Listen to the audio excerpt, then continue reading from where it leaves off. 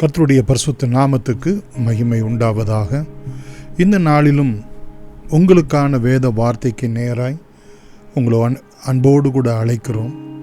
இந்த நாளின் தியானத்துக்கென்று ஏசாயா 26ஆம் அதிகாரம் 3வது வசனம். உம்மை உறுதியாய் பற்றி கொண்ட மனதை உடையவன் உம்மையே நம்பியிருக்கிறபடியால் நீர் அவனை பூரண சமாதானத்துடன் காத்து கொள்வீர். கர்த்தருடைய பரிசுத்த நாமத்துக்கு மகிமை உண்டாவதாக. இங்கே கர்த்தரை நம்புகிறவன் அவரை உறுதியாய் பற்றி கொள்கிறான். அவனுக்கு அவனுடைய வாழ்க்கையிலே உள்ளதான சகல காரியங்களையும் கர்த்தர் அவனுக்கு நல்ல ஒரு சமாதானத்தை, ஒரு பூரண சமாதானத்தை அவனுக்கு கொடுத்து அவனை காத்து கொள்ளுகிறார் என்று வேதத்திலே நாம் பார்க்கிறோம். எப்படி அவன் கர்த்தரை நம்பி இருக்கிறான் என்பதைத்தான் இங்கே முதலாவது நாம் பார்க்க இருக்கிறோம். சங்கீதங்களின் புத்தகம் 9ஆம் அதிகாரம் 10வது வசனத்திலே, கர்த்தாவே உம்மை தேடுகிறவர்களை நீர் கைவிடுகிறது இல்லை, ஆதலால் உமது நாமத்தை அறிந்தவர்கள் உம்மை நம்பி இருப்பார்கள், கர்த்தரை தேடுகிறவர்களை என்று இங்கே நாம் பார்க்கிறோம். யார் கர்த்தரை உறுதியாய் பற்றி கொள்கிறவன் அல்லது அவரை நம்பி இருக்கிறவன் என்றால் அவரை தேடுகிறவர்கள். அதிகாலமே என்னை தேடுகிறவர்கள் கண்டடைவார்கள் என்று நம் வேதத்திலே நீதிமொழிகளிலே பார்க்கிறோம். கர்த்தரை கண்டு அடையத்தக்க சமயத்திலே அவரை தேடுங்கள் என்று சொல்லியும் வேதத்திலே நமக்கு சொல்லப்பட்டிருக்கிறது. பிரியமானவர்களே, கர்த்தரை நாம் தேடுவோம் என்றால் அவர் நம்மை கைவிடுகிறது இல்லை. ஆதலால் அவர்கள் அவருடைய நாமத்தை அறிந்து அந்த நாமத்திலே அவர்கள் உறுதியாய் பற்றி கொண்டிருக்கிறார்கள், நம்பி இருப்பார்கள்.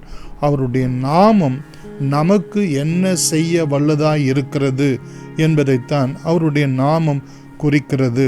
பிரியமானவர்களே, யெகோவா ஷலோம், யெகோவா ஷம்மா, யெகோவா நிசி, யெகோவா ஈரே என்றெல்லாம் அவருடைய நாமம்.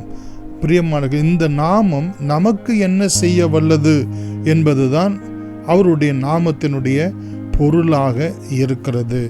இரண்டாவதாக நாம் பார்ப்போம் என்று சொன்னால், எரேமியாவின் புத்தகம் 17ஆம் அதிகாரத்திலே, எரேமியாவின் புத்தகம் 17ஆம் அதிகாரத்திலே 7 முதல் 8 வரைக்குள்ள வசனங்களை வாசித்து பார்ப்போம் என்று சொன்னால், கர்த்தர் மேல் நம்பிக்கை வைத்து கர்த்தரை தன் நம்பிக்கையாக கொண்டிருக்கிற மனுஷன் பாக்கியவான்.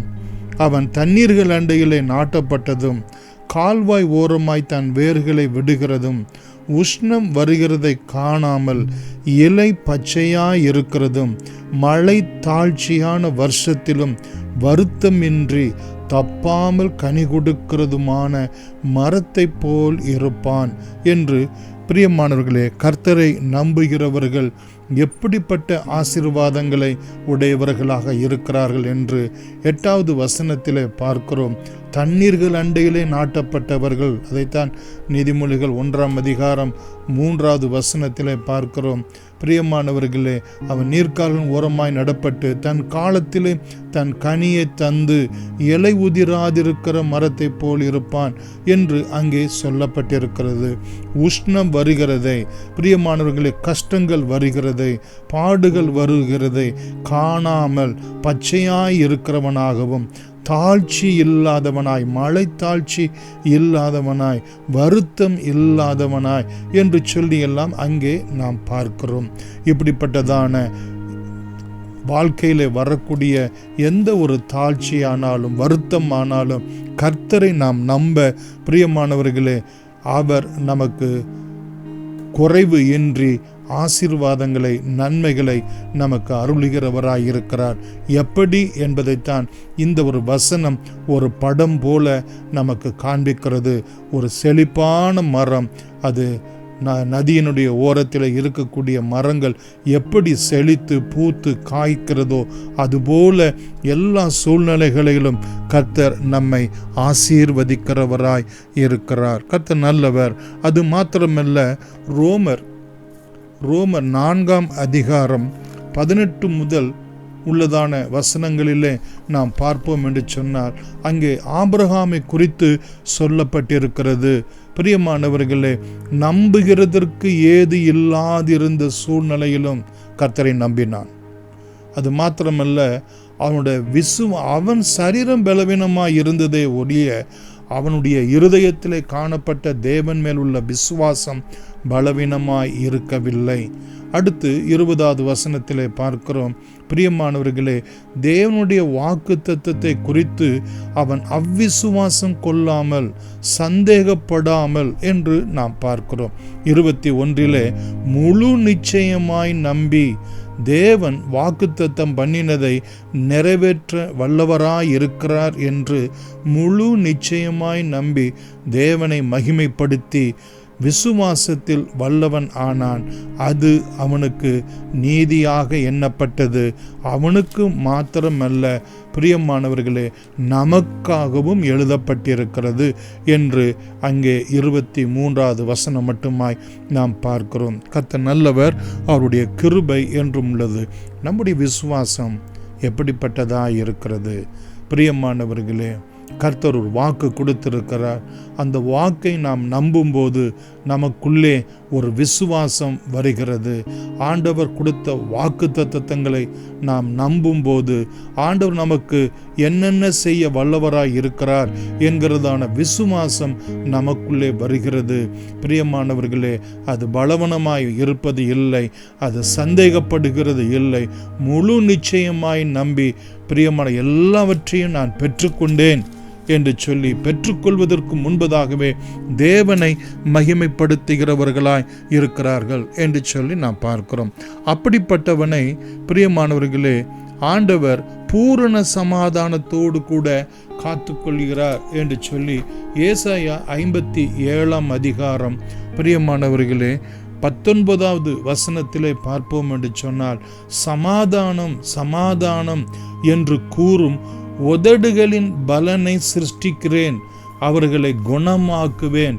நான் ஒரு அருமையான ஒரு வேத வசனம் என்று சொல்லி பாருங்க.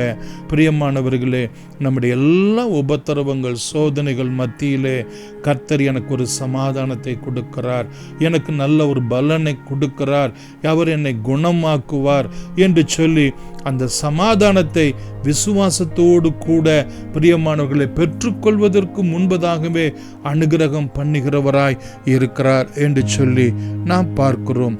அது மாத்திரமல்ல, பிரியமானவர்களே, யோவான் 16ஆம் அதிகாரம் 33வது வசனத்திலே பார்க்கிறோம், என்னிடத்தில் உங்களுக்கு சமாதானம் உண்டாயிருக்கும் பொருட்டு இயேசு சொல்லுகிறார், இவைகளை உங்களுக்கு சொல்லுகிறேன். உலகத்தில் உங்களுக்கு உபத்திரவங்கள் உண்டு, ஆனாலும் திடன் கொள்ளுங்கள், நான் உலகத்தை ஜெயித்தேன்.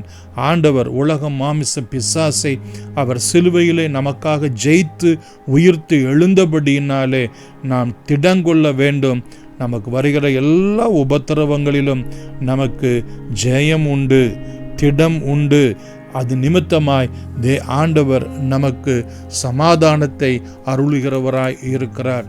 எபேசியர் 2ஆம் அதிகாரத்திலே கூட நாம் பார்ப்போம் என்று சொன்னால், எபேசியர் 2ஆம் அதிகாரம் 14வது வசனம் முதற்கொண்டு கர்த்தர் நல்லவர், அவருடைய கிருபை என்றும் உள்ளது. பிரியமானவர்களே, இங்கே நாம் பார்க்கிறோம், எப்படி எனில் அவரே நம்முடைய சமாதானத்துக்கு காரணராகி என்று சொல்லி நாம் பார்க்கிறோம். பெரிய ஆதலால் அவர் சிலுவையிலே 16வது வசனத்திலே சிலுவையினால் கொன்று அதனால் இரு திறத்தாரையும் ஒரே சரீரமாக தேவனுக்கு ஒப்புரவாக்கினார் என்று நாம் பார்க்கிறோம்.